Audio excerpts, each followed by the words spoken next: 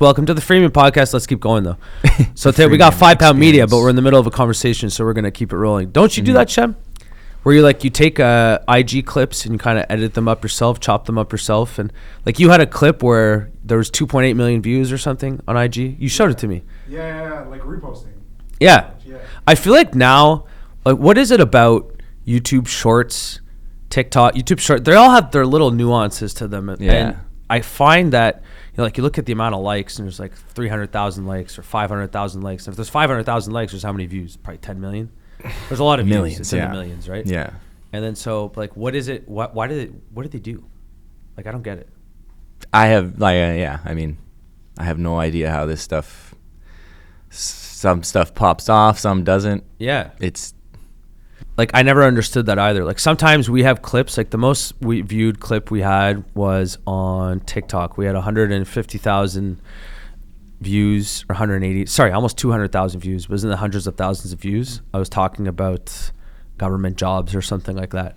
But it's weird if you take that and then you, like you said, you chop it up into other edited pieces and then just put it out onto the wild, out onto the internet, and sometimes it gets 5 million views. Like, what the hell? This is like my clip. Why did it get 5 million?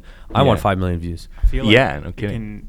It can come from so many different places. It could be a matter of somebody with a large following liking or commenting on it. Might be that trigger. It could be people out of the gate commenting on a clip when it's newly posted. I feel like the algorithm might read that as, oh, this could be a viral piece of content, and they'll feed it to more and more people.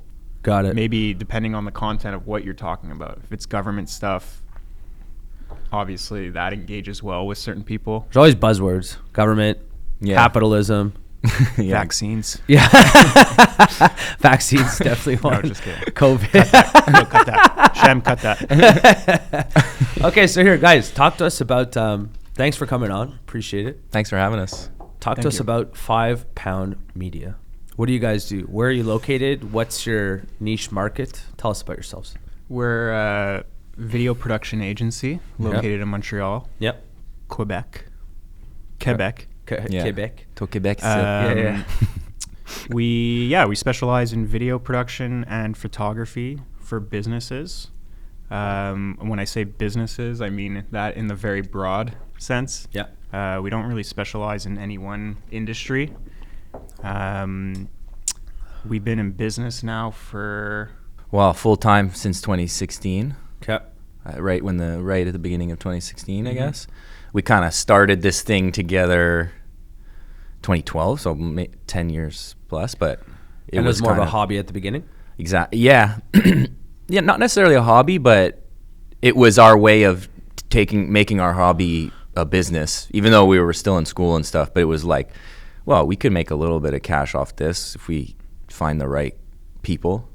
Because we started out in like music videos and rap videos, and there was no money in that, obviously. Like, I was chasing people for like $150, like I remember one guy, and I was like, all right, he's not gonna pay me, so we'll just move on. But and how did you get started in like rap production videos? So this would be like, I'm assuming, so a guy like Jared. Yeah, well, so he was a bit different because he was one of my really good friends. Yeah. J Red the Doctor, for those who are listening, check him out. But yeah, I mean, it really started, I think it was Glen had a couple guys we went to high school with that Glen had done a video for, and he was essentially in the middle of a video, and Glen was like, yeah, I can't, we have to do this last scene, and I can't do it. And I had just bought myself a camera too, so I was like, I'll go do the last scene, and then we'll work on it together. Yeah. And then I feel like I don't even think we made any money on that. Like, I don't think that was. I used to literally just follow those guys around with the camera. I'd shoot photos, vlog music style videos for them. At the time, it was kind of vlog style. It was maybe a little before its time. Yeah. But I came up like filming skate videos with my friends. Okay. Yeah. My parents had like a home video camera. Okay. So I had to pick that up, like a high eight tape camera. Did you have to put like the tape inside of it, or is this? Yeah. It was a tape. Yeah. And so I'd bring that around with me and my friends, and so it's it's always been sort of a part of my life. Sometimes in the background of what I'm doing, but Yeah, it's kind of funny that I went through school, went to Concordia, studied finance, then kind of came full circle and was like, oh, we're going to try this video business out. And you're in finance. You studied you were in media though, right? I studied comms, communications at Concordia. But at that point, I hadn't really started doing video. But for me personally, like my dad's, longtime photographer at the Gazette. Yeah. And so cameras were always kind of around, we were like, point and shoot camera was always around the house. It was just like snapping pictures all the time. But I think like one of the things that really kind of got us both into it more was this kind of like, I'm sure this is the term, but I'll use the term like DSLR revolution, where like DSLR started coming out that could shoot video as well. What's DSLR? It's digital single lens reflex camera, but just like not these types of cameras, because these are called mirrorless, but a DSLR had like a mirror in it, and every time you shoot a photo the mirror would, anyway, that we don't need to get into that, but these cameras essentially, they were photo cameras that eventually had like the capability to shoot video, and they looked really cinematic because you had the photo lenses rather than having like a camcorder style video camera. Mm-hmm. They were like, a little bit more cinematic looking, and they were pretty accessible. So yeah, quite affordable. Yeah, affordable, and you could change, like these cameras, you could change the lenses on them so you could get different looks versus like camcorders. It was the camera and lens built in together, right? You guys are speaking Chinese to me right now. Yeah, sorry. We're getting too technical here. No, that's fine. But that's fine, though. essentially, the point being, like, cameras and shooting became more accessible to your average. It's easier to do. Yeah, well, it's kind of like the same thing today. Like, if I want to, a lot of people just shoot videos on their phone, and the camera, every single time there's a new release of a new iPhone, for example, the quality of the camera gets better, the quality of the video camera gets better. Yeah. That's like all they innovate by now. Yeah, these days. It's true. It's just camera. At this point. It's like it's always a little bit more memory. It's probably a little bit quicker. The camera's a little bit better. And outside of that, the functionality, generally speaking, stays the same whenever there's a new release of a cell phone. Yeah, it'll be cool to see like with the AI stuff coming up, but I don't think we're there yet. But yeah, like half the stuff that we shoot in the office, because it's easier. It's way less expensive. It's because it's fucking expensive to get like a professional. You guys do great work, but there's a cost, and you got to make a living. And so, but would you consider you guys? I would at least.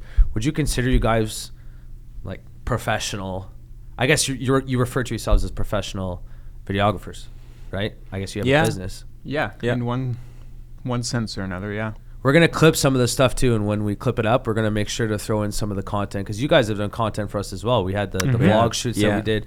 Were you there that day, or was it just Ryley? It might have been me and at the time Kyle, who was working for us. Yeah. But we did a couple different shoots. Yeah. You might have been at one or two of them. I can't even remember now. We did a couple commercials. Yeah. We did a couple. So like, are you guys still, well, obviously you are, like which types of businesses are you working with now? Yeah, we work a lot in real estate right now. Mm-hmm. We do a lot of episodic style content, which could be podcasts, vlogs, that kind of nature. Yeah. Honestly, though, everything, like most of what we do these days is clipped up for social. So everything, web and social. Yeah. Yeah. Not like across the board, but typically, unless you're doing something internal or really like B2B. Yeah. Videos, which is something we definitely do a lot of. Mm-hmm. It's living on social. Yeah. I gotta say, man, that's the exact same thing that we do. We try. We still post our episodes for the Freemium podcast. We put other stuff on YouTube.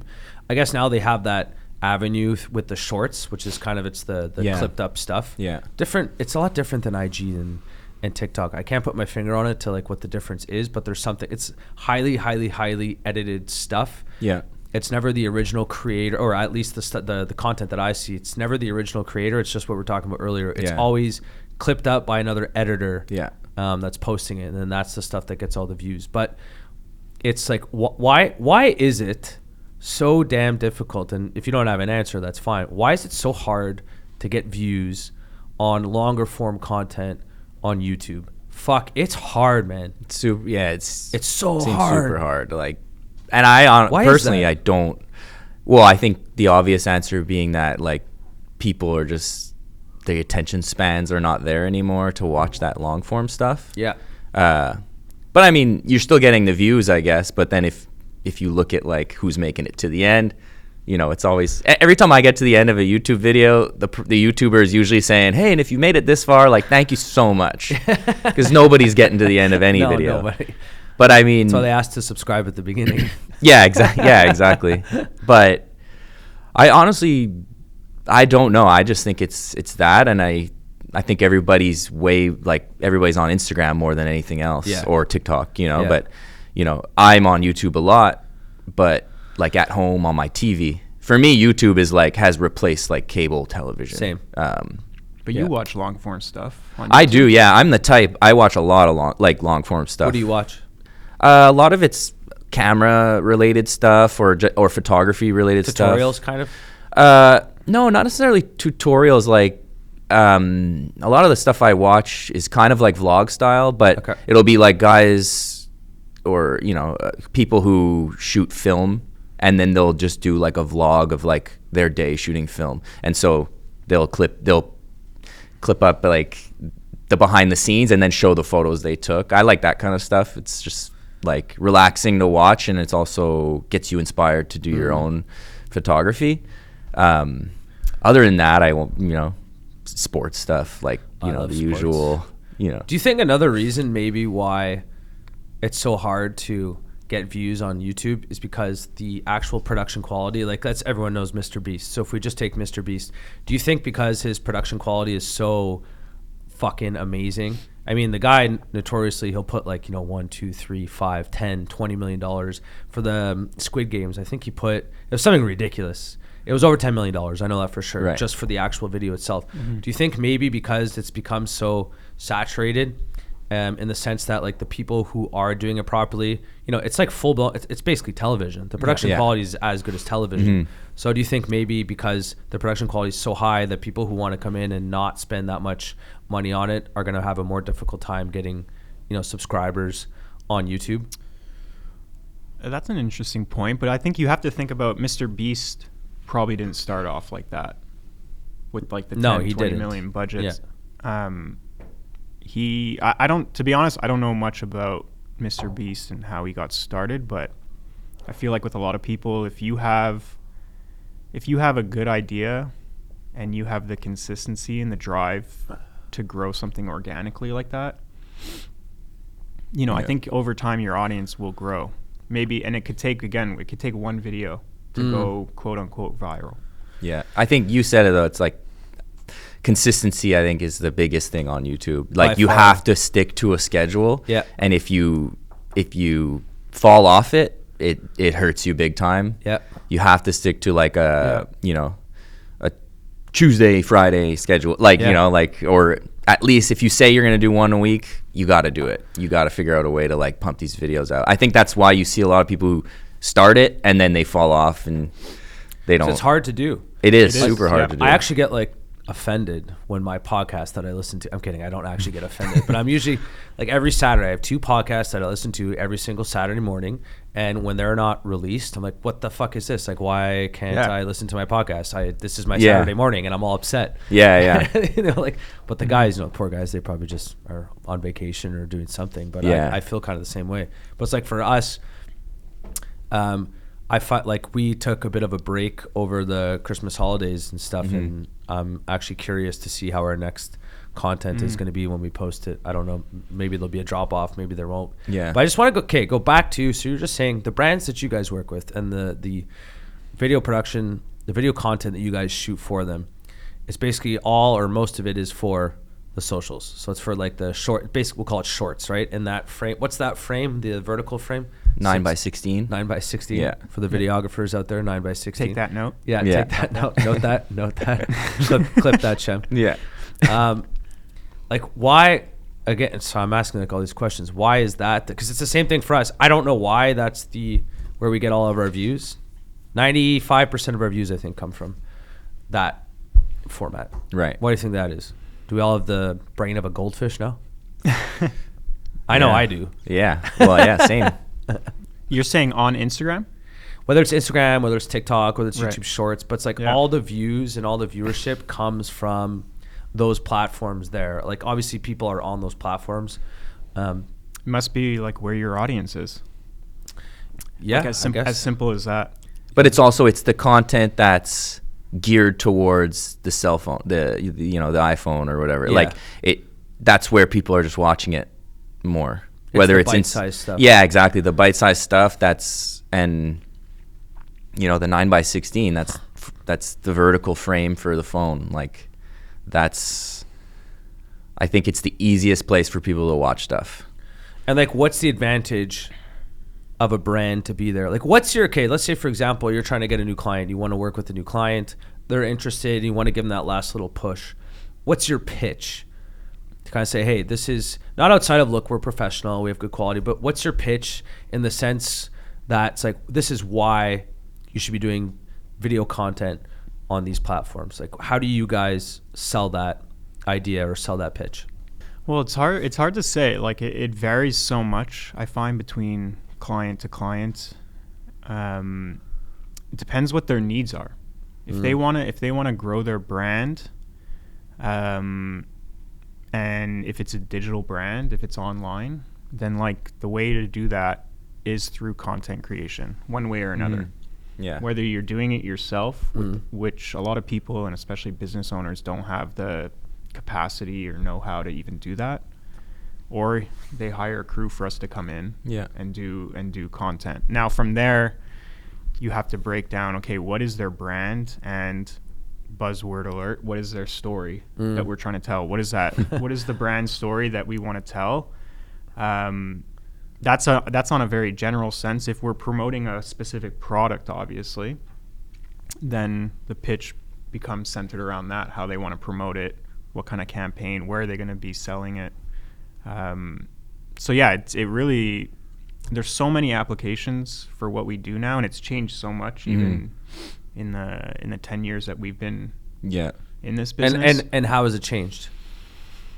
It's now clients want us. Well, when we got started, a client would come to us and they'd need one video, and they'd have one budget for that one video. Now that same budget is stretched across way more deliverables. Like 10 examples. Yeah, short form content is what everyone's looking for these days. Yeah. Huh. And everyone's doing this. Yeah, pretty much. Like, and all of our clients. Even if they come to us with like, "Okay, we need this one video," there's always but we also need it, for social. Yeah. Cut it down, which is tricky when you have, we might shoot the video 16:9, and then you have to crop it and cut it up in 9:16, which is always tricky. I mean, there's ways to do it, but there's always that request.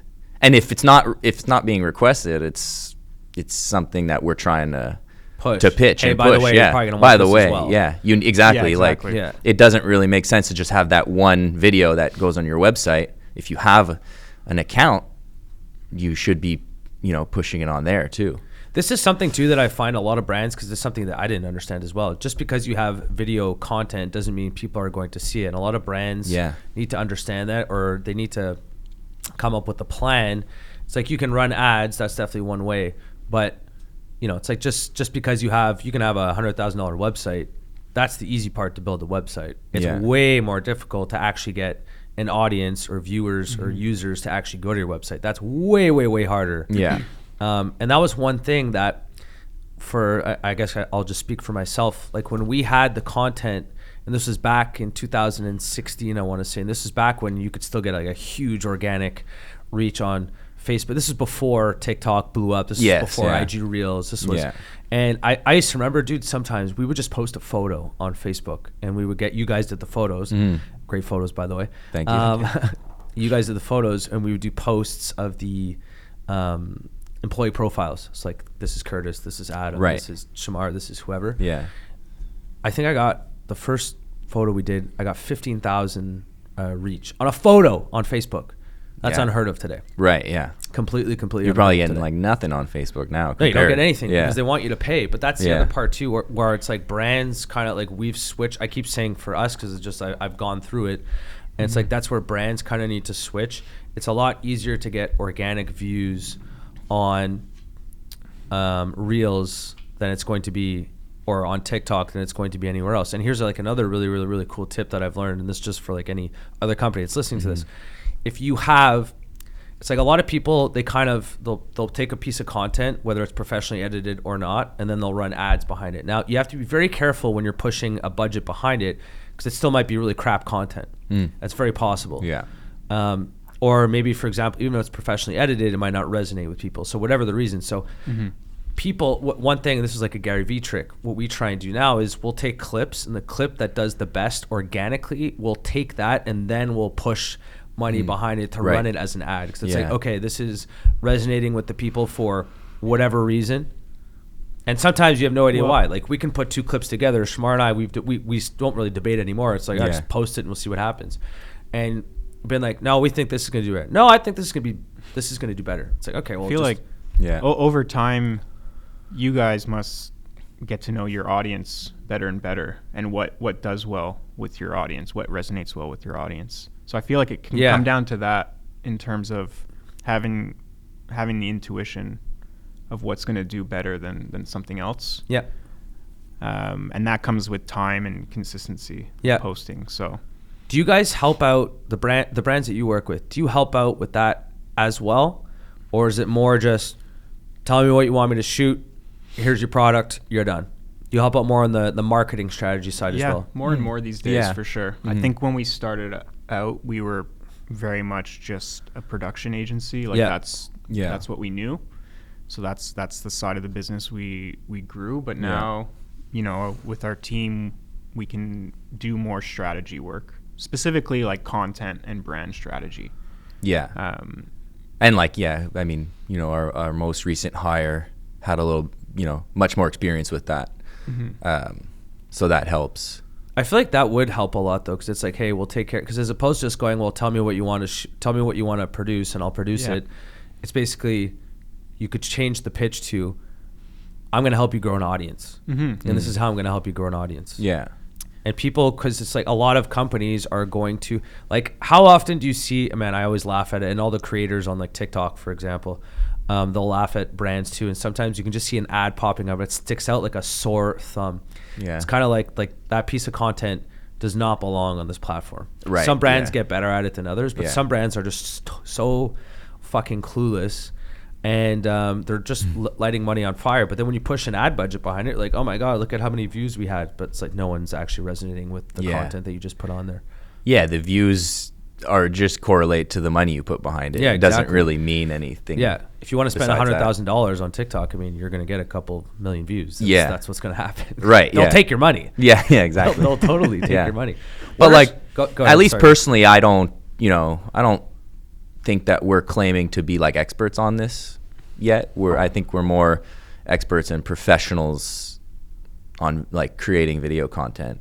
Yeah, like in the production side, but like Glen said, I think more and more we're learning a lot as we go.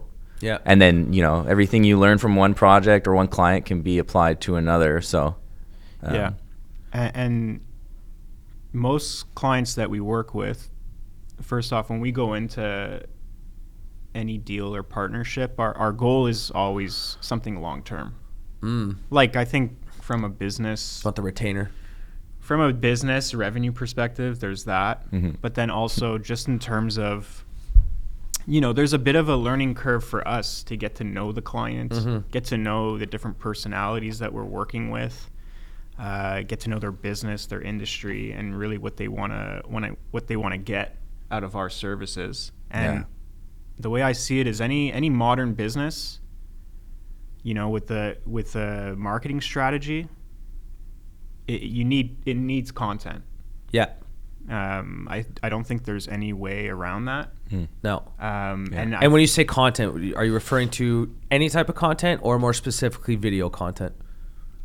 I mean, right now, video content, because that's, again, that's what all these platforms are built around is for video content. But honestly, specifically iPhone content even. And that's something that iPhone content. That's something that we discuss more and more internally is all these platforms and even the algorithms, which can be hard to track in terms of what what are the algorithms doing? What are they favoring? But one thing we notice is sometimes iPhone content feels more organic in people's feed. Yeah. So And they when you might say stop on an ad. They might engage with it more. They might think it's something they already follow. When you say iPhone content, you're talking about a piece of content that's produced, like I film it on my iPhone, or just anything built for my iPhone? Specifically filmed on your iPhone. Filmed on your And iPhone. Got it. one conversation we've been having, and we've done a few campaigns with it, is shooting stuff on mobile. And I know a lot of video production agencies or a lot of videographers would scoff at that, but I think as an agency, there's still a lot of ways that we can plug our value into that, with lighting, with sound, and again with direction and content strategy. Yeah. Again, not anyone can just pick up a phone and make a great piece of content. I think we still have an edge on that. Yeah. But it is interesting to see that that's where our industry is going, and now we're competing against individual creators even. That, you know, a brand might want to give a campaign to a creator and no longer a production agency or an ad agency to do that. Well, two things. That creator will already have an audience, Exactly. Yeah. and so they're not paying for the production. They're paying for the audience. Yeah.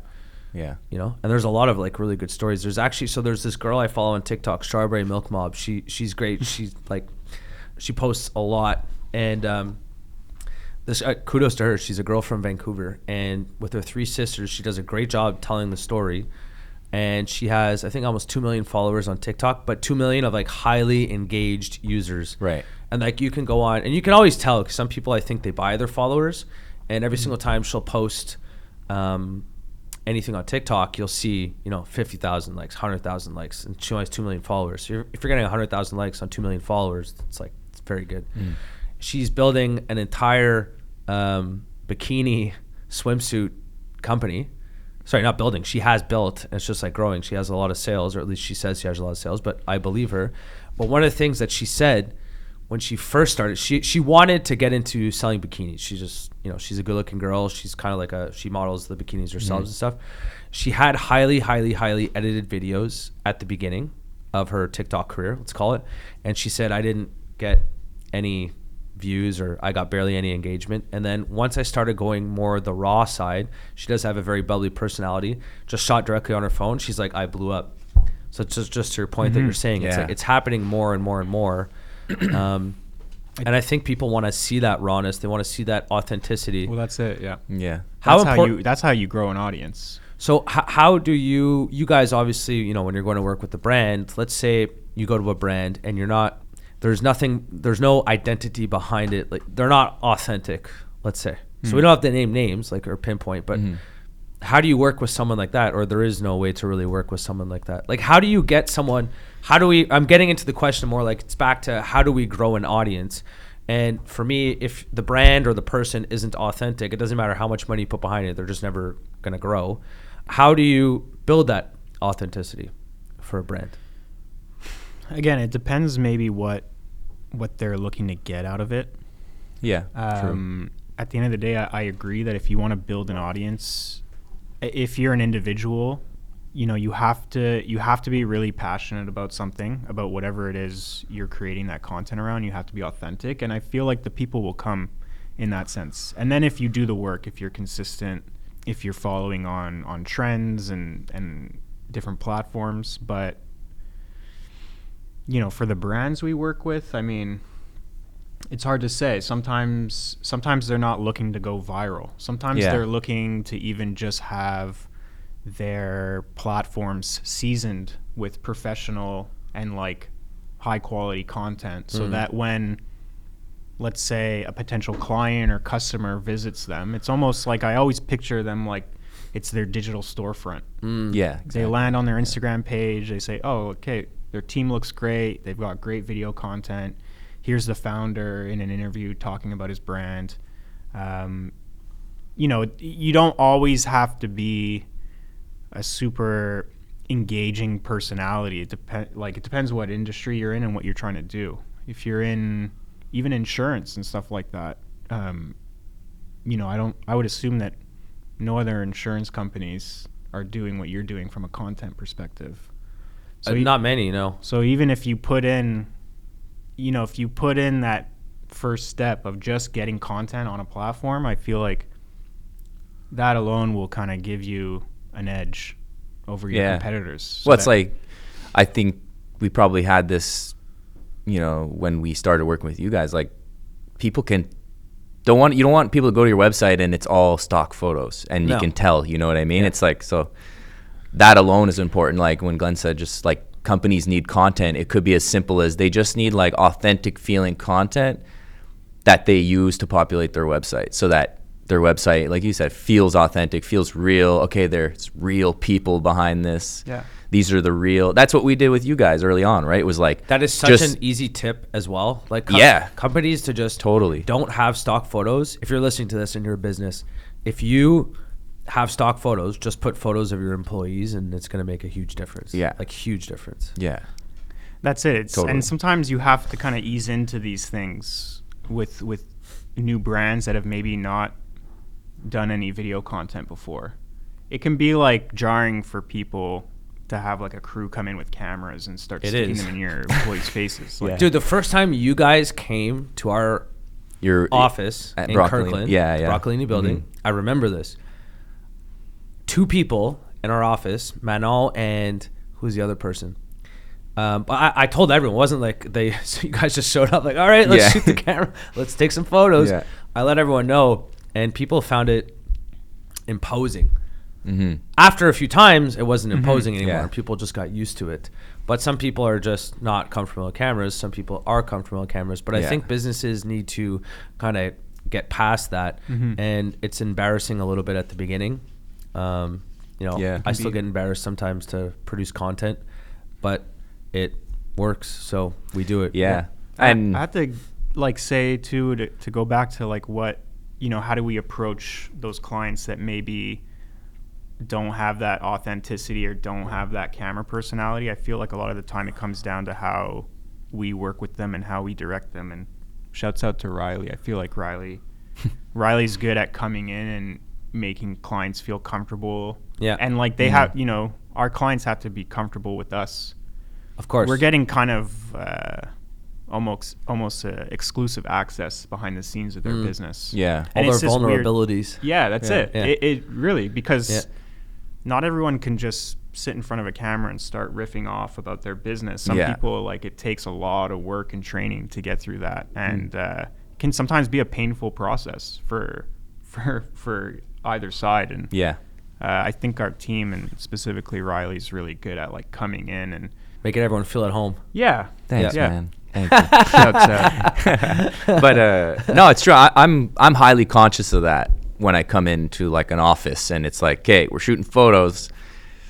That's just who I am personally. I'm very aware of like the people who are feeling awkward, and I don't want to make them feel worse. So I definitely do try my best to like make everybody feel comfortable and be like, look, if you're not into it, there's no pressure. And, I try to kind of be a fly on the wall. And then if we need to kind of do a specific thing, there's a way to approach it so that people don't feel awkward. Yeah, awkward. Exactly. Yeah. And like sometimes that's unavoidable. They're going to feel awkward. Yeah, I feel awkward some people, right now. Yeah. But like some people, do you actually feel awkward? No. That's good. Some people, no matter what, they are never going to be comfortable in front of a camera. And that's okay. But that's just obviously not the person. So if you're trying to work with a brand or a company, you don't want to build the brand or the company around that particular person. Yeah. Like Brandon himself, he says this all the time, and he said it on our podcast, so I'll say it out loud. So he's a guy, he goes, I am awkward in front of a camera. I don't like being in front of a camera. I don't like video content. He goes, I'll produce it for other people, but me personally, I don't like it. So and that's okay. Some people just aren't. Yeah, I feel like back in the day, we probably gave it a shot with him, and then it was like, I mean, we didn't make that call, but he was like, this is not for me. Yeah. It gets all awkward. Yeah. But that's the thing too, is what we're talking about is one very specific avenue of content, which is coming in and telling a story of somebody's workplace and their day-to-day business. And there's a lot of great brands that do that.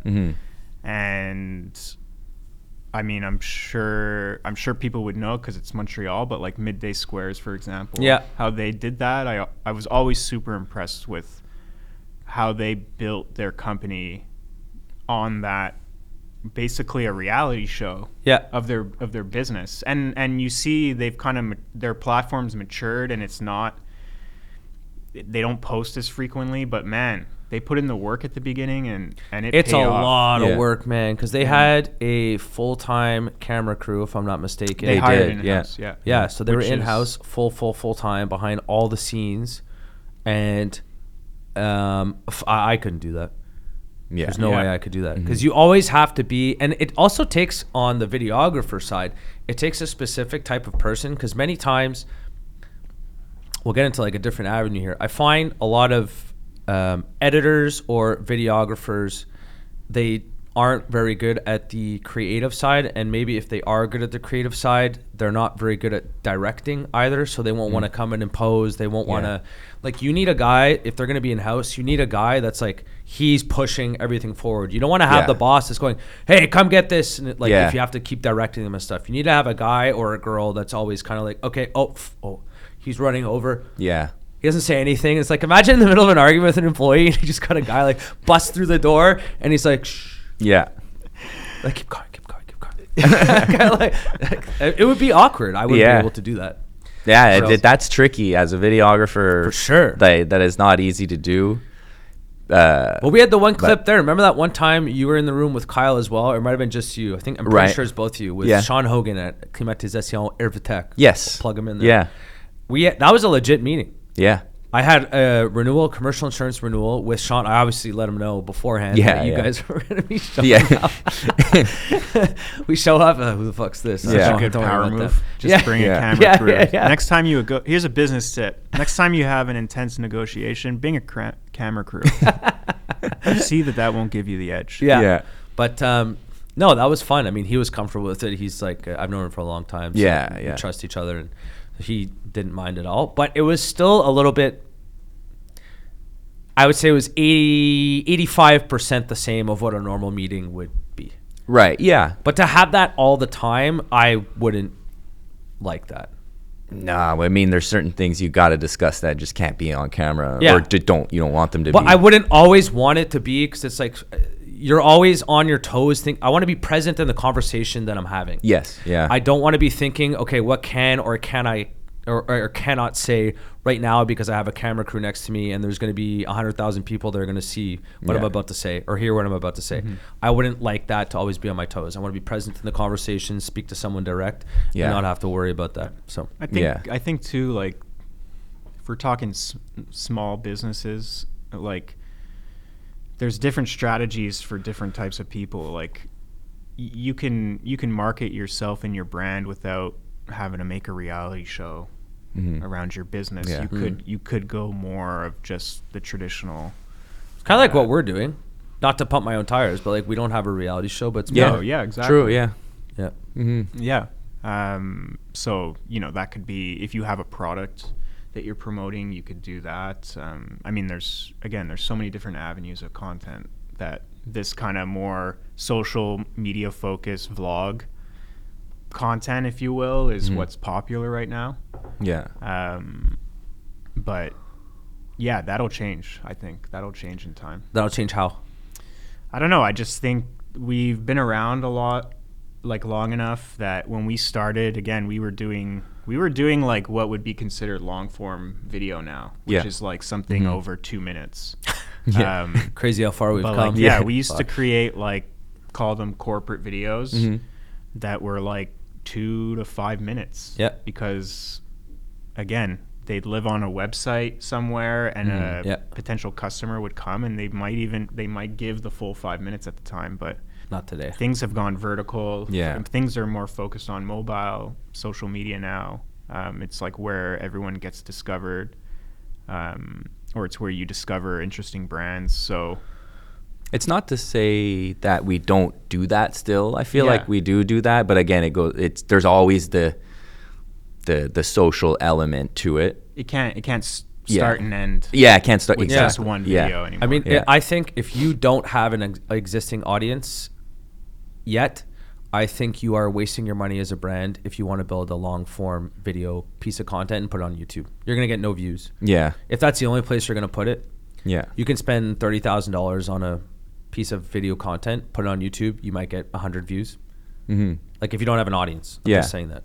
But or you can take all that money, you can make a lot of pieces of content that you can put on TikTok, IG Reels, YouTube Shorts with $30,000. You could do a lot with that. You could probably, like, you know, we're talking like 50, 60, 70, well, you know more than I would, but you'll get way more organic views doing it that way. And brands need to understand too that, like, at the end of the day, sometimes brands, they think that, like, for example, like, I keep talking about myself. I don't like talking about myself, but just because I can relate to this. Yeah, absolutely. It's like, if we're putting a piece of content out on Reels, I am not doing that. We don't do that in the expectation that that person or that viewer or that user is going to convert right then and there. That's not the goal.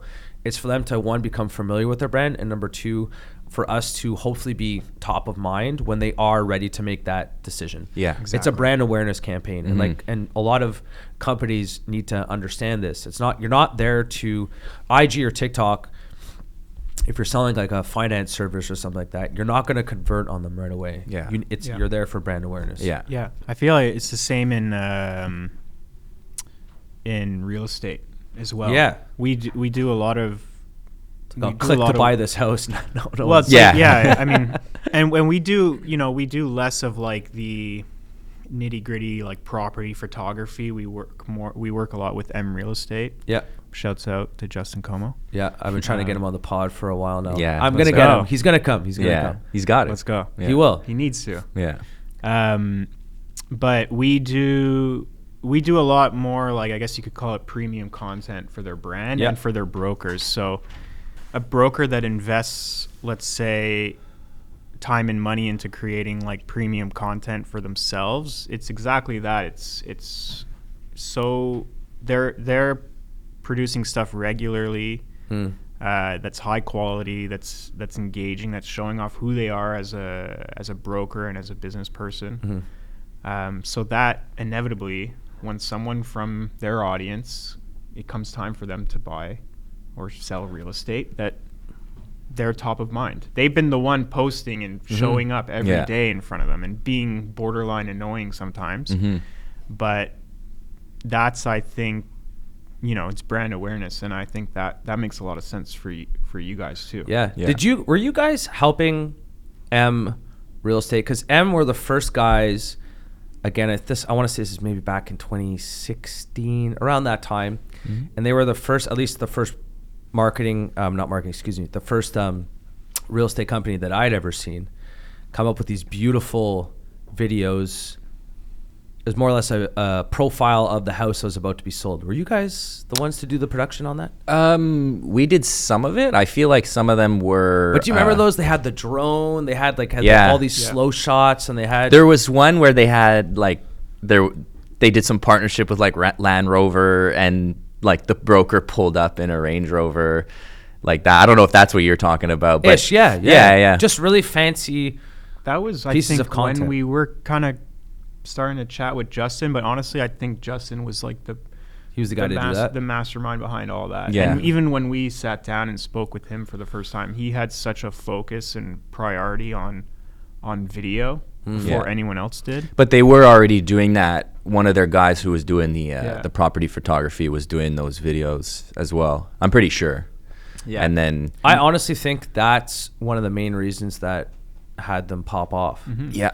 And that was also it was perfect timing. It was a perfect storm, because at that time, Facebook, again, like we were talking about earlier, the organic reach you could get on a video, especially because they always would push video more than the photo content. Yeah. I bet you those guys were getting hundreds of thousands of views without having to pay for anything, which is fantastic. And then all of a sudden you're like looking at this, it's like a cinematography masterpiece. Yeah. You're looking at it like, wow, that's so beautiful. I want to buy this house now. Yeah. But what's crazy is you probably go back to that video, it's probably like 2-3 minutes long. Yep. Shot horizontally. Yep. Like if you had that slow today, editing. Yep. No, No, I don't think so. So I mean, when you guys make a piece of content that does well, what are with regards to the editing, what are some important things that creators or other video production companies or businesses or brands, whatever, need to be focusing on in terms of like to lure in the user, to lure in the viewer? What are some things that make a video pop? Well, one of the ones that we always talk about is like the pull-in sequence, or the hook. Yeah. Which, like, you know, whatever, it could be anything, just a funny moment, a little behind the scenes moment, whatever, but something to just like bring people in. And then I think, like, at this point, the editing's got to be quick. It's got to be like engaging in that sense. I like, sometimes I'll see an edit, like an internal edit, and I'll just be like, this is like, it seems silly to like nitpick and be like, we need to cut a second off this shot. But like, you kind of get to that point where it's a rhythm. You know what I mean? There's a rhythm to it, especially with like this. You only have on IG Reels at the maximum, you have a minute and a half, right? 90 seconds, which that's the big max. So, you know, you have to be really efficient with that time. Yeah. And you can't let shots linger too long. It has to be engaging in that sense. But it's hard to like face. Seeing a face. I heard too that when you see a face, the closer up it is to a point, but it's better to see a face that's close up as opposed to zoomed out. Yeah. I've heard that too about products. The closer you're zoomed up on a product, I mean, something to do with human nature. Like, I have no idea what it is. It's almost like it's like a consumer behavior type thing, and just like that. Those are the things that I find I try not to get too hung up on, because we are kind of at the mercy of these platforms and how they work and what they prioritize. And I think sometimes the platform's priorities can change like day to day. So like something like, I can understand the like psychology behind like seeing a face up front on a video, but there's some trends that I think come and go, and we try to stick to the important ones. Vertical content, that's obviously a one that's here to stay. You know, the close-ups on products, maybe it can give you an edge, but I think at the end of the day, if you're creating something that's good, that has a good concept behind it, that's well produced, the views will come. That's kind of our approach. It's maybe sounds a little juvenile, but you know, if not, we're just chasing. There's a endless chase. To like satisfy the platform and the feed and what it wants. We don't like, we're not in the business of making people go viral. I feel like that's not really, because you can't guarantee that. No, you can't. And you, like, and to be honest, you probably won't. No, exactly. And like I remember we sat in a meeting once a few years ago, but the guy would just like showed a viral video and was like, I want to go viral like this. And we were just like, it was like the Dollar Shave Club. Right. It's classic. But no, you make a good point, Glenn. It's like, if not, you're just chasing the trends. Sometimes you're late. You're too late on it. Yep. So, you know, that's tricky. I feel like we just try to, you know, make the best content possible without falling into those trends too much. Yeah, but getting on a TikTok trend, for example, if you're a week into it, you're already too late, because you've seen that same trend 50 times. Yeah. You're like, oh, here's another same trend. Well, that's the thing too, is as a production agency, I mean, with our ongoing clients, we can pick up a camera and film something tomorrow. But if you see a trend online and you're like, I want to create that, by the time you've hired an agency. So that's even why, you know, now if you are a business owner that can create their own content, you can kind of be on the ball with that. And shoot on your iPhone. And then, What's your opinion on TikTok? So they made an announcement a couple of weeks ago, I was reading. They are, I think it's up to 30 minutes, but something crazy. You can post definitely up to 10. Don't quote me on that, but they're going up to 10-minute videos now on the platform. So that just shows that, you know, it's probably not going to be a vertical video for 10 minutes. At least I wouldn't think. But what's your opinion on that? And do you think maybe they're making a mistake? Because right now, all the views, like we've been discussing, and the data is obviously pretty clear as well, all the views come from the vertical shots on IG Reels and Shorts and TikTok and stuff.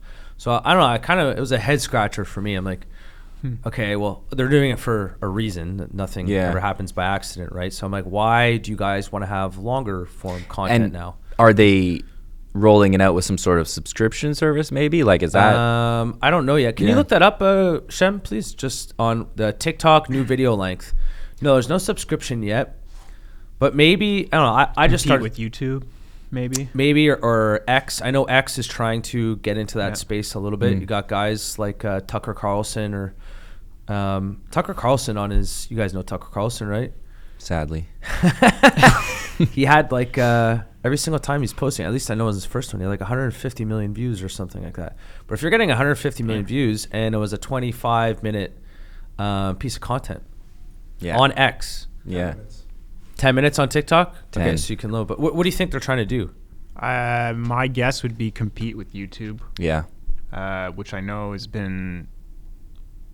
been a lot of talk around how YouTube's the next platform and like long form content on YouTube specifically. So I'd imagine it's to compete with that. The way I see all these platforms, they kind of start off, and this is not an original idea. I've heard other people talk about this, but each social media platform starts off with like a unique approach. You know, Twitter was text-based, Instagram was video-based, Photo. Photo-based, sorry, photo-based. Yeah. Shame on you. But as these brands evolve, they all reach a point of singularity where they're more or less the same platform. Yeah. Like there's no reason, in theory, take all the business and competition out of it. We could probably use one app. Definitely. You know, like I agree. We don't need to be jumping between apps. Yeah. They all do the same thing at this point. I would agree.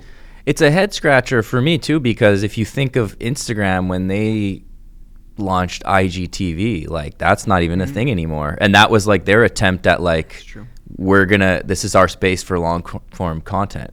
And then screw it. Yeah, exactly. I didn't even know this. Yeah, it's kind of one of these things that came and went, and it went very silently. You know what I mean? Like, because I guess they phased it out and they rolled out Reels. But so that is, I mean, I didn't hear that. So I think that is a weird, like that's kind of out of left field that they would start doing that. But I guess there are some creators who I guess specialize in that longer form stuff. But I mean, you know, to your point, like for me, like my app is Instagram.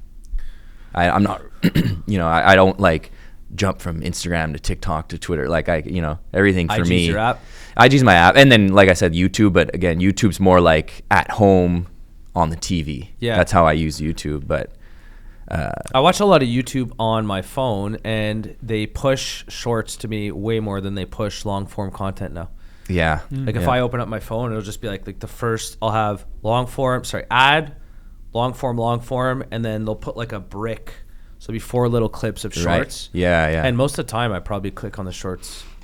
Yeah. Because they're addictive. I do that as well. It's bad now. Dude, I'm getting to the point where it's like I'm going to delete I'm lying to myself. But I'm like, I always tell myself, okay, you need to delete this TikTok app. This is addictive. I was brushing my teeth this morning and I didn't even realize, and I was just going like this. Instead of it's like not enough to just have my phone right there and watch sports highlights, for example. Yeah. I had TikTok and I'm going, and I kept going like this as I'm going, like, just completely. And you've been brushing the same side of your mouth for a minute, just like. It's an addict. Addiction, freaking just going away with my gums. But okay, interesting. What are some, just like to switch gears here a little bit, what's some of the proudest work that you guys have done at 5 Pound? We're going to focus more, we're going to take a little tour, a little tangent, not a tangent, but we'll talk more about the business side of things and everything. What's some of the work that you guys are most proud of? And that could be, internal hires, that could be working with the brand, be like, oh, this was really fun to work with this guy or this girl because of X. What's some good stuff you guys have done? I mean, I think in the more recently, I guess for me, we've done some work with the Welcome Hall mission that I'm quite happy with, proud of. And that was also cool because, when would this have been? I guess last April, we did our first project with them, and that included like a television aspect. So that was pretty cool. We don't do that too often. We've done that. We've made ads for television, but that was something I feel like I was pretty proud of. And so I'd have to say even M Real Estate as well. We were just talking about them. What's really cool with them from our perspective is that we've had to take our services and almost like productize them for their roster of brokers and for their agency. And so it's been a cool challenge to figure out how can we create different categories of content that are scalable across a team of potentially, say, 200 brokers. And So that's it'll not be something like- we come across often in our business. Yeah. So how does that work though? So it'd be basically if you work for M, hey, by the way, on top of all the other internal services that we offer with regards to support for our brokers, if you guys are interested in producing some video content, here's Glen, here's Ryley. That's it. Yeah, we're kind of, I mean, in one way or another, almost their in-house media team, especially because we're not an agency that really focuses, other than with M Real Estate, we don't do real estate content. We're very exclusive with M in that sense, because of the nature of their business, because of the agency's focus and priority on content and the work that we do. We've really been able to kind of integrate with their leadership team, and then with them we help develop different brokers internally with them, and it's a win-win. It's a win for their brand if we're creating content, and it's a win for the brokers. Yeah. So yeah, I'd say that's a good one. Opening the studio a Yeah. couple years ago. Mm-hmm. We have a studio now in the Chateau St. Ambroise in St. Henry.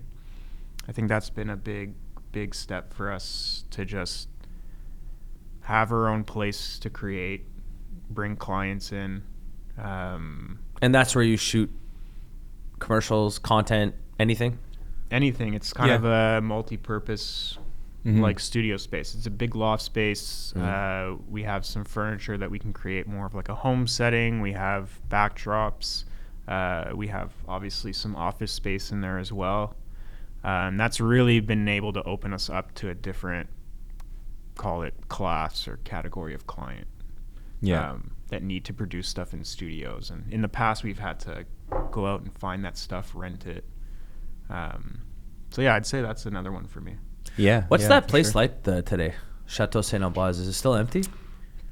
No, it's crawling. Bumping? Yeah, it's Bumping, yeah. Yeah. We're in an interesting like wing of the building that's more residential. Okay. So it's a little bit quieter where we are, I feel like. Yeah. But the building there's a lot of action going on there, I feel like. It's a good area. Yeah, yeah. The only thing that sucks, though, it's not very good to get to if you want to get there by metro. Yeah. I mean, you How far is the metro from there? like a 8 to 10 minute walk. Oh, depending how I'm fast. lying. It's Forget what I really just not said. that hard. Yeah, it's not Should have that hard. fact checked that before I said that. Because Metro St. Henri is just like up the street, I think it's because basically. I never take the metro, so that's probably why. Yeah. The tricky part is you get caught with that train on St. Ambroise, and then you're it's like, happened. you're It's happened. Well, I used Yeah. to live like right around the corner. I was living in Point St. Charles, right. at the Yeah. Norlake building. I moved back to the West Island. I couldn't deal with the traffic, man. Montreal traffic, it was ridiculous. Oh man, I mean, that's a whole other thing, in our business. It's like because we have to drive. If we have gear and stuff, like I can't take the metro with all the gear, and like it's definitely a tough. You got to like get across town for a shoot. You're at a shoot, and then you got a meeting across town. It's like. Well, you have to schedule like everything around. Like I still do some things downtown, and I make sure now to never go at 5 o'clock or never to go early in the morning. Like basically, I just avoid rush hour traffic at all times. Yeah. Especially now in the winter, if it's snowing, like it would take me. So we're here in Dorval on the 40 and Sources. To get back to my place before, if it's snowing, it would literally I had to take to Carrie. It would take me 2 hours. Yeah. Like legit, it would take me 2 hours to get home. So I'm like, I'm not sitting in 2 hours of traffic. No. I can take a plane to like Myrtle Beach in 2 hours. You know what I mean? So it's like, I'm not just doing that. Yeah. Hell yeah, dude. Yeah. But Go ahead. No. I was just gonna. Okay, I have another question for you guys. Here's one thing about working with, we work a little bit with Post Media. We were talking about that a little bit earlier. Mm-hmm. What do you think it is about the fact, so let me back up. People keep saying that traditional media is dying, and a lot of people like our age don't really watch the news. They don't watch they don't watch cable. Yeah. Right. Everyone's online. But for whatever reason, still to this day, if, for example, you're featured on CTV, if you're featured on CBC, like any of the major broadcast companies, or you're featured in the Gazette, or you're featured in the National Post, like it works.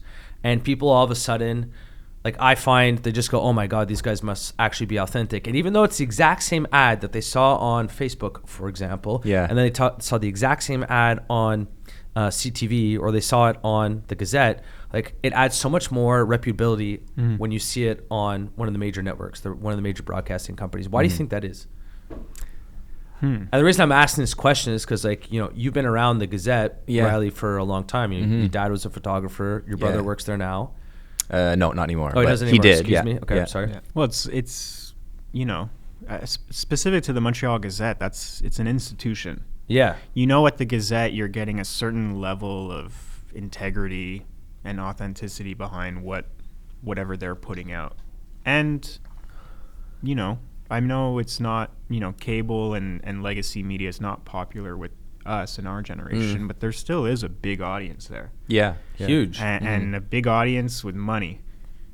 Yeah. You know, and with money to spend. So, if anything, maybe eventually, maybe it's not the case now, but those channels, there might even be good opportunity in those channels to advertise and reach a segment of the population that's not on YouTube or Instagram, like our parents. Yeah. Basically. Like that's one thing. We run ads on CJAD, going very well. We run ads on TSN 690. That's this is all through Bell. Yeah. And you're running ads with Post Media as well already, or we're doing some other stuff with Post Media with regards to more on the blog side, I guess you could say. So we had a couple of like online articles. Yeah. But Anthony, I can't pronounce his last name, Chiravella. Sorry, Anthony, and he was supposed to go on the pod tomorrow, but I'm butchering your last name, my bad. But Man-Made Underwear. So they were selling like 40 or 50 pairs a day, I think it was at the time. This was back when the company had just started. And then they were featured on CTV, I want to say, or was it the front page of the Gazette? Something. It was like it was either a commercial, they're on TV, or on the front page of the Gazette. And he said immediately within the next day, they went from like 40 orders to 400 orders, and it wasn't just like a one-off. He's like, it kind of popped us off and got us started. And I don't know, I just found that so interesting. So I'm like, because you could, again, I'm going to repeat myself. You could take that exact same piece of content, that exact same story, and you can put it anywhere online in any ecosystem, and it's not going to have the same click. And like you said, maybe because the audience is different, maybe just because people think it's more authentic, or it's like, oh, you made it to the big leagues. I've actually had some people come up to me and like, they think for whatever reason, like, oh, I heard you on TSN 690. Yeah. They think it's like, you're in the big leagues now. Yeah. It's true. There is some sort of prestigiousness behind it. Prestigiousness? Am I pronouncing it? It's the word now. Prestige. I guess. Clip that. Yeah. No, but I think there's a certain amount of prestige behind being on even radio. I don't know. Yeah. It's interesting. Yeah. I mean, you asked me, what was one of our favorite projects? I said one that went on TV, just because I feel that as well. Yeah. Well, it's cool too with Mission is that we did like print ads throughout like the STM network and their ad network. What does Mission do? They are a food bank and homeless shelter in Montreal. Okay. Mission Bon Accueil. Yeah. Okay. They're down the road there from the Bell Center. They're on St. Antoine. Is that St. Antoine? Yes, I think so. I think I know what you're talking about. Acorn. I'm thinking of Salvation Army. I don't know where Mission is. They're just like a couple blocks from Salvation Army. Cool. They're closer to the Bell Center. Okay. But, and they also have a shelter and food bank in St. Henry on Courcelle. Okay. Right at the train tracks. Nice. It's like so much of the work we do now comes and goes so quickly on social media that when we do these more traditional campaigns that have print, billboards, or even placements on TV, it is really cool to see because you're seeing your content out in the wild. Almost like it's physical, at least the print aspect, and TV too. I think there is sort of this. It's legacy media. There's something. There's a big machine behind cable TV, and they still do have an audience. Yeah. They have a big audience. Yeah. We did something like that on so you guys have met Natalie before. Yeah. And do you ever go to Ye Old Orchard in Point Claire? Yeah, of course. Okay, have you seen my face on the urinal? No, I haven't. Right above. So yeah. So because I kept, I used to work there. I go there all the time, and it's, I love going to Ye Old Orchard in Point Claire Village. So same. I'd go in, and then I'd be at the urinal taking a leak, and I'd be looking up, like, damn, this would be, and it was just a useless ad. I couldn't tell you what the brand is, and it was so out of place. It was in French. It was some brand I'd never heard. It was just, it had no business being there. Yeah. So I thought to myself, I'm like, and it wasn't even that expensive. I thought to myself, okay, why don't I get our brand, the KBD brand, at this urinal? And I even analyzed the whole thing. So I'd be peeing, I'd be like, okay. So, and I walked up like a few times, and for about a month, I'd be like, okay, where do my eyes go first? And I always go to like the bottom left corner. So we put the KBD Insurance on the bottom left corner. I put a little franglais in the actual ad itself because it still has to be French. Right. And I actually get like texts all the time of my buddies who go there, and they'll see it and they're like, what the fuck is your face doing? I'm taking a leak right now. But it's like a little bit I find it a little bit on the cheesy side because it's literally just my face. But Natalie was kind of the one to be like, dude, I'm telling you, like, people will talk about this. Yeah. And just Mm-hmm. put it there. Yeah. But print definitely works. Yeah, and like Glenn said, like, when you're the one producing the work too, there's just a certain there's a certain pride involved when you see it hanging there. It's funny because you don't get that when you see it on Instagram. That's it. I don't know why. It's gone in a day. Yeah, it's gone in a day, exactly. In theory, it's so quick on social media that you spend all this time and money producing these campaigns, and then it comes and goes in one little short spurt like that, whereas these print campaigns can run for months sometimes. So and it's cool. When you're producing for those channels, you're not tracing the trends so much. It's a different approach. It's a different approach, exactly, which I find refreshing just because that's what we do is usually the opposite.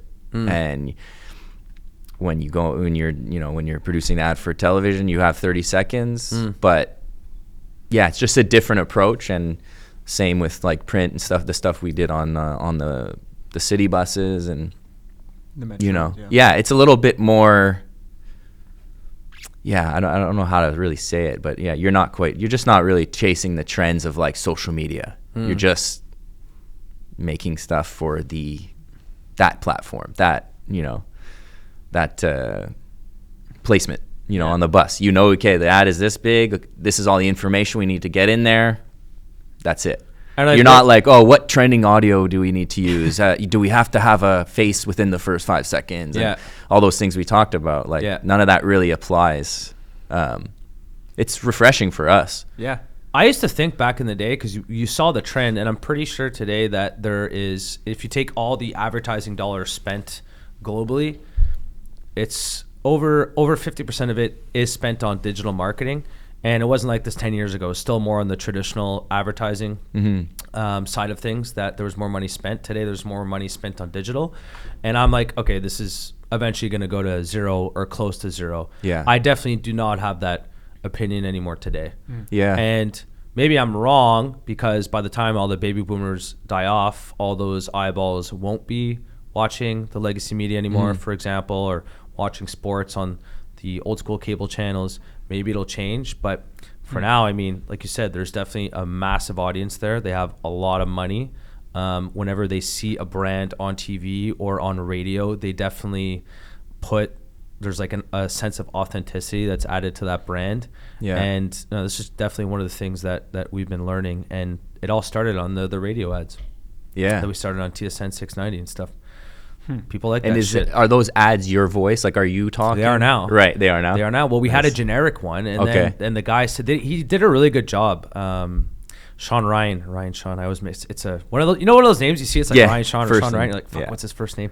Because they're two first names. Yeah. So it's like, but one of the things he said, because when you're listening to the radio, all the ads that are popping up, it's generally speaking, like especially if you listen to like a big brand, it's going to be just a generic voice that's going to be behind it. You're not going to have the CEO. The chances are the company isn't going to be founder led anymore. It's just going to be some voice. Yeah. And the guy made a really good recommendation. He's like, you should probably have your voice. You know, you're a Montreal-based company. You do this, and the ads that are running now were CJD and TSN 690. So I don't know, we've been getting a pretty good response on that. I want to hear, what is the future of editing with regards to AI? So I've heard, and I don't know how to edit, so I don't know the first thing about it, but there was some guy, and it's probably just some bullshit product that they're trying to sell, and they're going to say AI is going to do all your editing for free and your videos are going to go viral. So I'm sure that's absolutely not true. Number one, if you haven't answered this question, can AI edit videos at this point in time, edit them effectively? And if so, how do you think AI will be integrated into the video editing process? Yeah. I mean, if we're talking, can AI edit videos and give you a finished product that doesn't need any human interaction? I think no. Are there tools available now that saves a video editor a lot of time? Yes, for sure. Like what? Well, I can give a good example. It's not video, but it's photo editing related, right? Like now that Photoshop has an AI generative tool, so if a broker hits me up and says, "Oh, can you fix my shirt, my collar's messed up in this photo, but I really like this photo."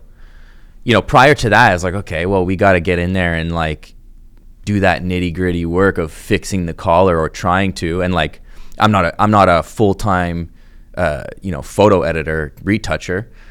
So that would be really annoying sometimes. Annoying ask that, is kind of like, well, we don't even really have the budget for this because this takes time.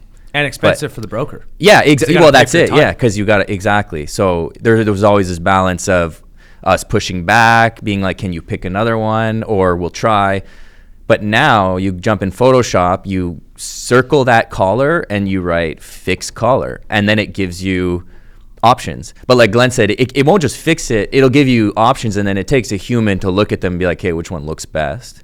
Yeah. But I mean, that has completely basically eliminated those awkward conversations, those tricky moments where it's just like, fix my flyaways. Fixing flyaways as a retoucher, at least for me, it was always a real annoying process. Like your hair, a girl's hair, long hair, but she's got her. Or it goes off to someone overseas that can do it. Right. Yeah, that was. Yeah. It still takes a lot of time and budget. So how much time would you say is it like 1/10 of what it would normally take? It's a case by case thing, but we're talking at this point, fixing it taking 15 to 30 seconds. You know what I mean? God. Like, and before it would take you an hour. Potentially an hour, more, and then being like, does this look good? We're all looking at it like, can you tell that this is, it's a really good tool. Another example is, because we have a multicam setup here, we're shooting a long form podcast. There's tools now, and it's, I think the technology is quite simple, that will auto cut your sequence, and it'll probably use a mix of when each of us are speaking, it'll cut to us. So it's like, you now as an editor don't need to watch through necessarily the full hour and a half and cut up the show. You've already got something that's cut up. Yeah. And again, you still need a human to go through it and adjust things and QA it. But man, it saves a lot of time. And I think right now in our industry and a lot of creative industries, the AI, they're tools that serve us and the work that we do. So, I think we're going to see, there's going to be a moment, or we are in a moment of time where there's a lot of efficiencies on our end. There's a lot of time saved on our end. But as an agency that charges by the hour, what does that mean for the end client? And I'm being kind of open here, but it's like, it almost forces us to have to shift from like an hourly rate to more of a value-based or work done. More of a value-based pricing model. And, that's AI right now. I think if you had to guess, eventually those tools will end up in our clients' hands. Yeah. They'll be able to do that stuff themselves, perhaps.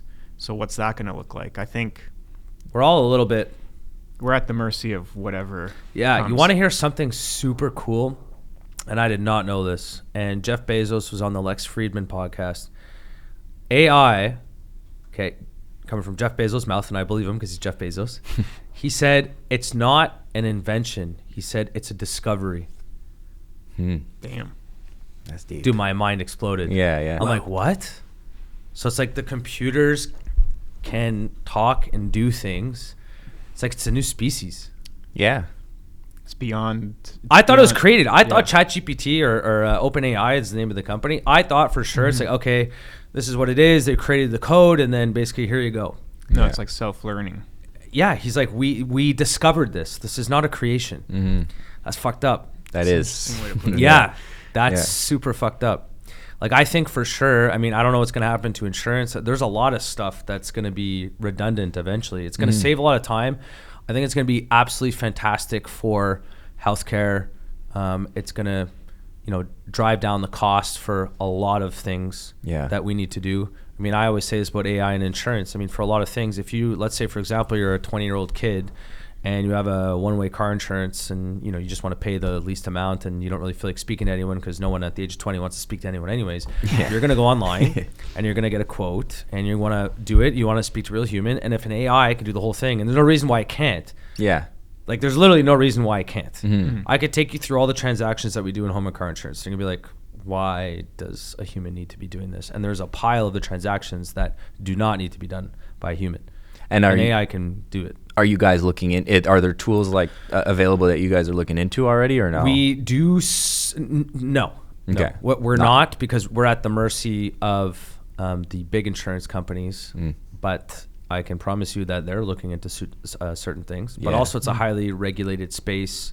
Right. So they have to go through, and what's going to happen when we get to the point where AI really starts to take away a lot of jobs?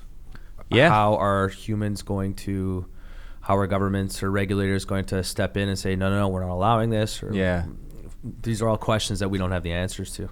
And I've seen iRobot. I know how it can get. Yeah. It can get dark and scary. Yeah. Have you seen iRobot? Of course. The ahead of its time. The best AI movie I've ever seen was Ex Machina. Ex Machina. Yeah. Yeah. The Turing test. Yeah. Fuck. True. That was a cool movie. Did that movie fool you? Did she fool you too? No. Spoiler alert if you're must have fooled actually me. Yeah, like she probably if fooled you me. haven't seen the movie. She got me. She fooled me. She got me. I was Yeah. in love with her too. Yeah. Me too. Still And like am. you started feeling bad for it, and then at the end when the guy just gets locked in and she bounces, and I'm like, fuck, you fooled me too. Like that would have been me. I would have been in there. Yeah. And I was like, holy shit. But it did a really good job of just making you kind of like realize what this stuff can do to you. Yeah, totally. I feel like an even more realistic kind of depiction too would be like the movie Her with Joaquin Phoenix. I don't know if you've seen that, but No, it's I more haven't. like he falls in love with like an AI, like kind of like a Siri, like an AI assistant, but it has its own, personality. Yeah. But because it's not a robot, it's just like in his ear, but he's talking to it, and it's like. And he falls in love. Yeah, but I just feel like that's more realistic than like robots are walking around, they look like humans. Like maybe down the line that's a possibility, but like Siri might become a thing where she's your best friend because she can talk to you and whatever. But anyway, that's another good like AI movie. If you haven't seen it, I would check it out. I will check. I like Joaquin Phoenix. He's a very good actor as well. Yeah. It's a weird movie because it's kind of a love story, but with Siri. Basically. Yeah, exactly. That's why I feel like it's impossible to predict where AI is going to go and how it's going to affect each of our industries. Right now it's advantageous to us. There's a lot of tools that can help us save time. Even like, you were saying OpenAI, like their image generator, it's pretty good. Like you can put in good prompts, and we could even, I'm saying theoretically because we never have, but like if we want to storyboard stuff, like there used to be there are storyboard artists that have to sketch things out, and so you can break down what we're going to see scene by scene. Well, in theory, you could build out storyboards using Dolly, Yeah. the OpenAI image platform. Well, haven't we Well, used have that done that, for actually. for storyboarding and just like Mm-hmm. generating like just a shot so that you don't have to, It's you know, in the past we would maybe just like source stock imagery that gives you an example of what the shot might look like. But now Yeah. it's like you could just Yeah. type Like it a in. I big- know you did that. I didn't, but Yeah, a big creative challenge I find in our industry is when we sit with clients that maybe aren't so like video centric, or just they're not in it like we are. Mhm. It's hard to sell someone on a video without just showing them something. So like usually it's some like, type of mock-up. yeah, it's Yeah. usually it's mood boards or references, Yeah. but now it's like you could be like, I want a wide shot of Ryley standing in the middle of a forest, yeah. wearing this. And you just type into your ChatGPT or whatever the Prompts or Discord Mhm. or Mid-Journey, whatever you want to use, and you'll probably get something that Yeah. can at least get your point across to a client. Yeah. That's the really cool part too. How like a lot of businesses, I was explaining this to my dad, and he's like, "Oh, these companies are building AI." I'm like, "No, not exactly. It's just it's so easy for the already existing platform to just layer an AI on top of it, and then basically the AI can learn that particular business or that particular platform." And I mean, AI, it'll eventually get to the point where it won't really make mistakes. It's going to be a lot smarter than humans. Like, that's a fact. That's Yeah. going to come in like 2 years, man. Mm-hmm. Probably even quicker. Yeah. And it's like crazy how even I listen to this podcast, and there's like, I'll give an example. Toy Story. I think Toy Story, or back in the day, anyways, I think it's over like $100 million. It's very, very, very expensive for all the animations and all the graphics. The guy who created Toy Story said that AI will drop their cost by 90% to produce these types of films moving forward, Right. which is crazy. I believe it. Yeah, I Yeah. believe it as well. Yeah, and I never really thought of it, you know, in terms of like animation. Yeah, Movies video like that. games. Yeah, video games. I mean, video games yeah. are going to come out way quicker, Mhm. way more affordable. Yeah. It's going to open up, it's going to level the playing field for a lot of people, because now you can get these bootstrap startups who don't need access to $5 million to start a business now. You can get 1 or 2 developers, and basically it's as good as 20 developers 3 years ago Yeah. with AI. And that's today. Yeah. What's going to be like in a year? Yeah. It's going to be Isn't crazy, it man. purely Yeah. just an idea economy at that point? Like, who has the best ideas, the most unique ideas? Because everything is so cheap and easy to Yeah. execute on at that point. Or does the platform at that point even go one step further and generate the ideas for you? They've already serviced literally everything you need in your life at that moment. Yeah. I think it's a fool's game to try to predict that and prepare for that. I feel like you use what's at hand now in terms of tools, and you go Roll with along the for the ride. punches. Yeah. You're not gonna control that. Are you guys stressed or concerned about AI with regards to the future of your business? I'm not personally, but I'm not thinking that far ahead, I guess. Yeah, I don't know. Yeah. Because right now, the way I see them, they're tools, so they help. But yeah, when do they kind of take over? Yeah. It When is does it a- become the employee? Yeah. Yeah, exactly. worker. Yeah. Yeah. yeah. It's hard to say. Like Like I'm concerned about it. Yeah. I think about this more than I should. Yeah. And I think that I'm probably just, ignorance is bliss. That's probably where my Yeah. head's at a little bit. But I mean, Yeah. it is. I think in the short term we can kind of see what's coming, see what's being made available, and adapt to that.